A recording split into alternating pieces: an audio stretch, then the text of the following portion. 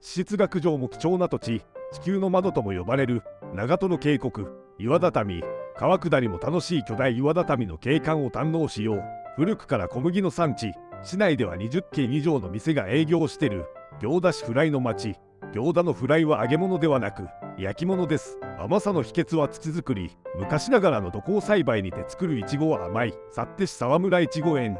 微生物を利用し時間をかけて作った土からできたいちごを食べよう。標高197メートルの山、市街地近くにそびえる山、飯能市天安山。天気に恵まれれば東京スカイツリーや富士山も一望できる。